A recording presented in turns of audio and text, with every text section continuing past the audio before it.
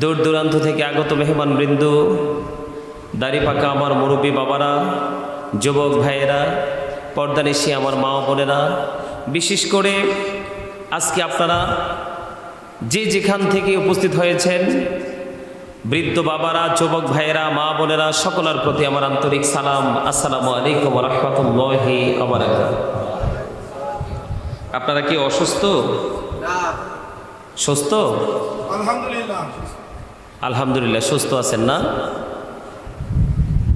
মানুষের কোন দিকটা সুস্থ থাকলে তাকে সুস্থ মানুষ বলে সেটা বলতে পারেন? You are great my dear brother, absolutely right answer. চমৎকার লাগলো। উনি বলেছেন মানুষের অন্তর, যেটা কাল্ব, রূহ, ইংলিশে যেটাকে বলা হয় সোল,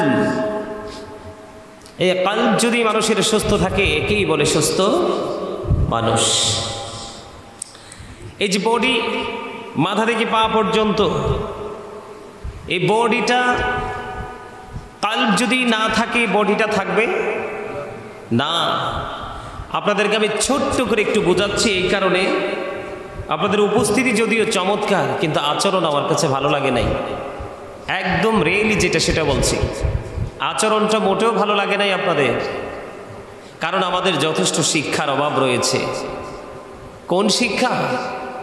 পৃথিবীতে ডেভেলপ হওয়ার জন্য, এই আধুনিক যুগের সাথে নিজেকে কম্পিটিশন করে, নিজেকে প্রত্যেকটা সময়ের জন্য নিজেকে প্রস্তুত রাখার জন্য পৃথিবীর যত কৌশল অপকৌশল সব কিছুই কিন্তু আমাদের মাঝে আছে।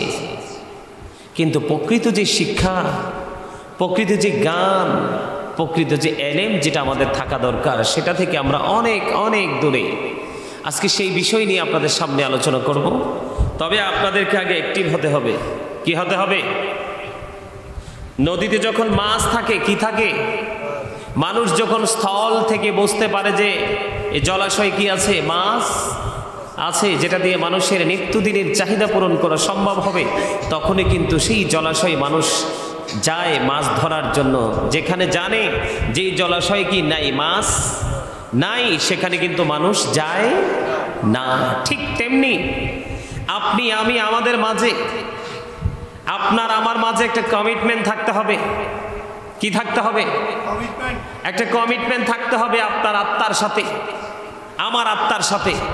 যেই কোনো বিষয় নিয়ে আপনার যখন কমিটমেন্ট থাকবে, তখনই কিন্তু আপনি সেই কমিটমেন্টটাকে যথাযথভাবে কাজে লাগানোর জন্য আপনি মরিয়া থাকবেন। কিন্তু আপনার মধ্যে কোনো ফিলিংসই তো নাই, আপনার দ্বারা আমার দ্বারা কোনো কিছুই সম্ভব নয়। ঠিক কিনা বলেন? কথা বলতে পারেন না? এই জন্যই আপনাদেরকে আমি জিজ্ঞেস করছি, আপনারা কি সুস্থ নাকি অসুস্থ? আমার কাছে মনে হয় আপনারা ম্যাক্সিমাম লোক মানসিকভাবে অসুস্থ। আমার দিকে তাকান।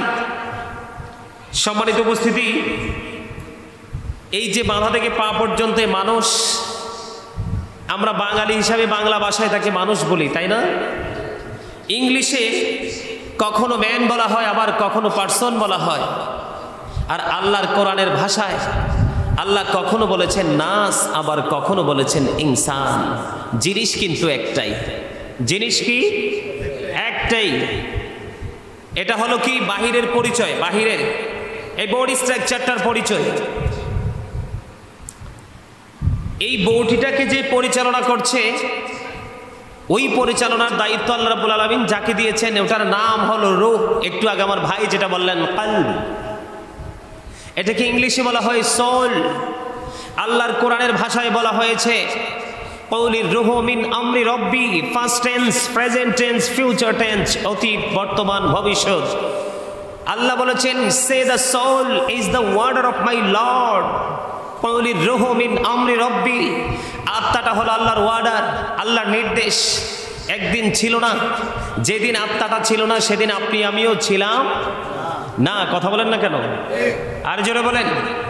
যেদিন আত্মাটা ছিল না সেদিন আপনি আমিও ছিলাম না। যেদিন আত্মা আপনার দেহের সাথে আমার দেহের সাথে যুক্ত হয়েছে, সেদিনই কিন্তু আপনি আমি মানুষ হয়েছি, কিন্তু যেদিন এই দেহ থেকে আবার আত্মাটা কি হয়ে যাবে, আউট হয়ে যাবে, সেদিন কিন্তু I am a dad, you are a dad. আপনি, আমি, আমরা সবাই কি মৃত, ঠিক কিনা বলেন? কথা বলেন না কেন? আমি সোজা বের হয়েছে, যেমনি আইসি এমনি চলে যাব। কারণ আল্লাহ রাসূলের নির্দেশ আছে, আমাদের মধ্যে শিক্ষার যথেষ্ট অভাব। আল্লাহ রাসূলের নির্দেশ, শ্রোতাদের আলোচনা শোনার আগ্রহ থাকলে সেখানেই রাসূল ওয়াজ করতে বলেছেন, অন্যথায় নয়। কথা কি বুঝতে পারছেন? আপনার কথা বলেন না কেন? আপনার এখানে কিসের জন্য আসছে? এখানে বিরিয়ানি আছে না? না না, বললেই তো হল, শুনলেই তো হবে না। বক্তা এবং শ্রোতার মধ্যে আকর্ষণ এবং বিকর্ষণ দুটোই থাকতে হবে। আমি বলবো আপনার